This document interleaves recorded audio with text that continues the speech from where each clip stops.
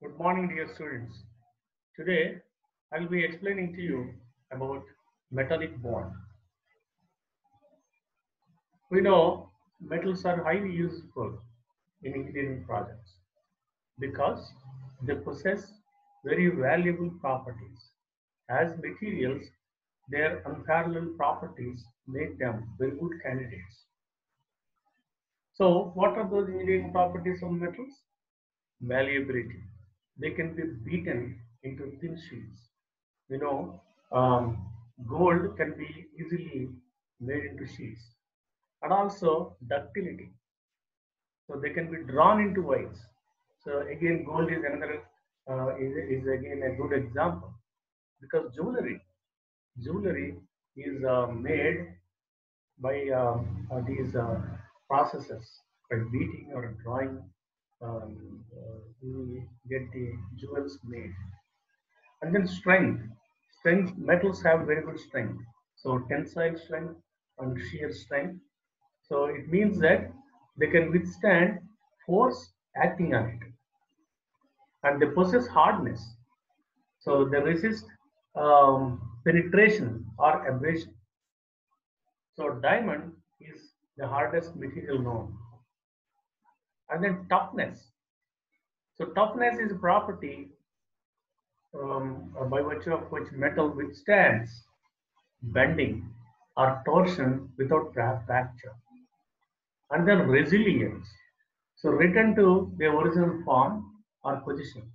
So it is used to make springs. So automobiles they have this cushion.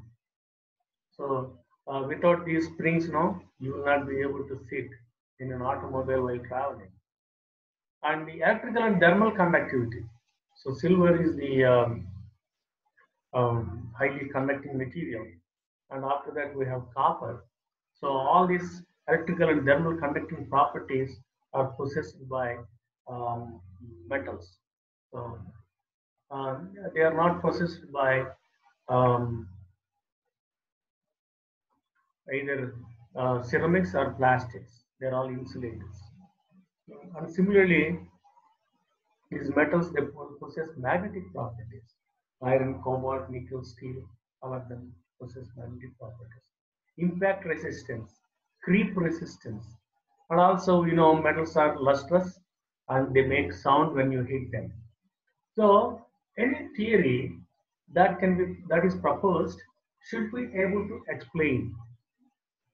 So the bonding theory of metals should be able to explain the above mentioned characteristic properties of metals.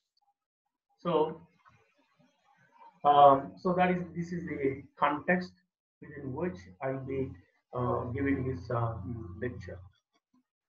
So when you look at the bonds, essentially, you know, in the periodic table, on the leftmost part we have electropositive metals. In the rightmost area, we have electronegative elements. And when there is a bond between these two, we have ionic bond. And the examples are sodium chloride, cesium chloride. There are so many ionic compounds. So electropositive element and electronegative element combine giving rise to ionic bond. And when it comes to covalent bond, which is formed by sharing, it happens among the electronegative elements. Say, for example, nitrogen, oxygen, or carbon monoxide, carbon dioxide. So all these molecular compounds, they have covalent bond, and all of so oxygen, chlorine, carbon monoxide. So they're all electronegative elements. So it is formed between electronegative element and another electronegative element. And then what is left behind is the bond among the electropositive elements. So that means if you look at the metals like sodium is here, alkali metal, and transition metals like copper, and also a mix of metal which is alloy like brass. So all these metals, they possess metallic bond. So they possess those properties which I have mentioned in the previous slide. So these are the properties which are possessed with metals and also their alloys. And any theory that is proposed should be able to explain all these properties.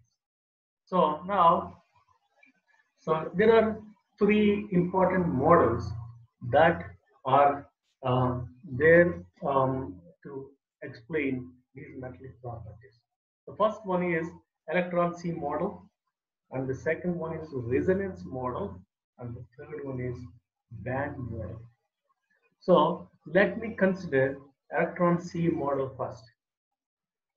So metal atoms are characterized by low ionization energy. That means electrons can be removed easily. So valence electrons can be easily removed.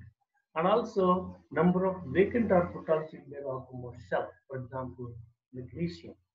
So if you look at the electron configuration, it has got a vacant 3p orbital in its outermost shell.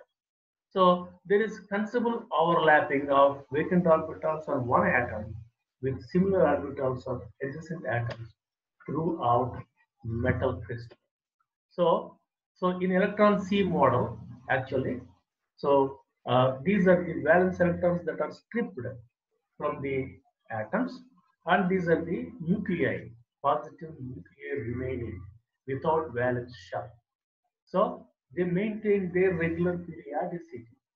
Okay, they only lost their valence electron. Rest of it is intact. So, so these are positive nuclei of the atom, and these are the electrons, valence electrons that were stripped off. So these electrons form an electron C, and this electron C keeps all these positive nuclei together.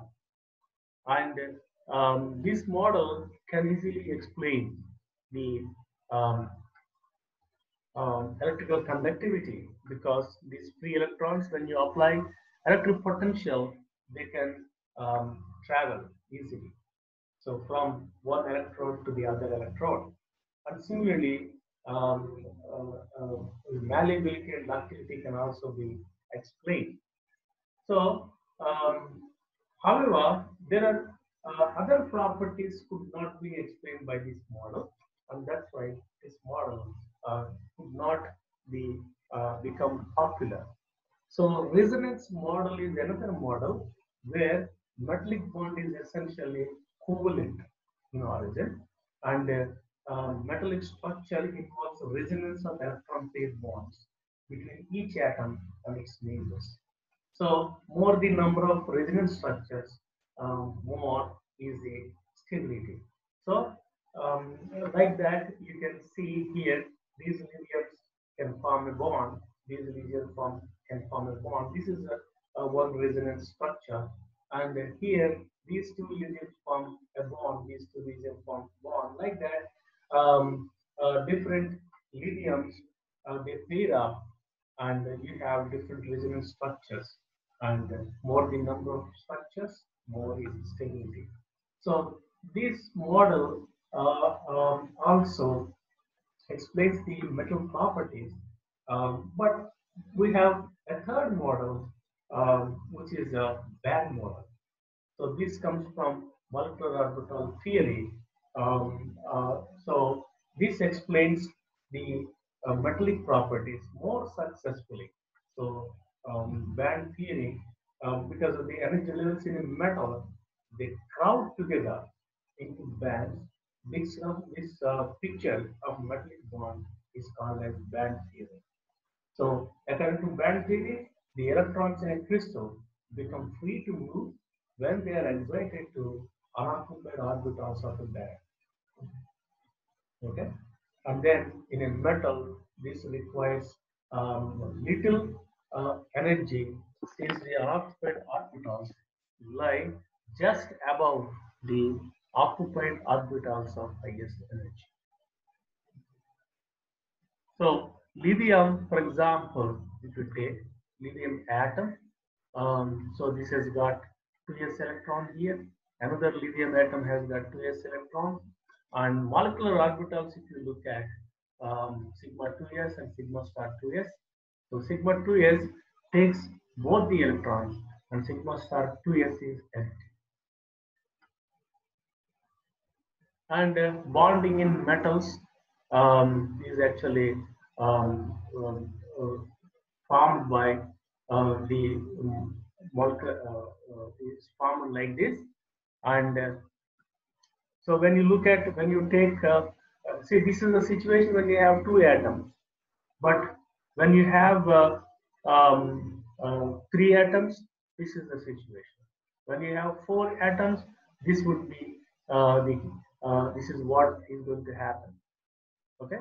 In the previous example, I have taken lithium and sodium is very similar. So that's why I have taken sodium here. So four atoms, it is like this. If you take five atoms, there will be a fifth electron occupying the third level. So like that, when you have n number of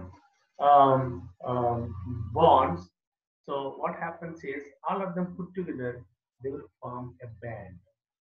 Okay, band of bonds. So this is how the sodium band structure looks like.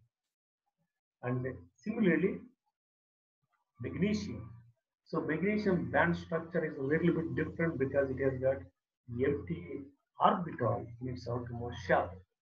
So this is the band structure of magnesium. And overall, if you look at the band structure of these solid materials, so metal has got um,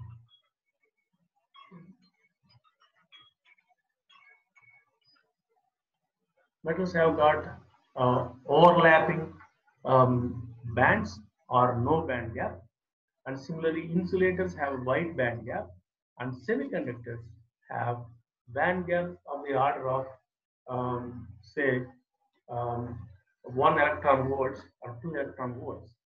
So that is how the band structure of metals is explained. Thank you very much.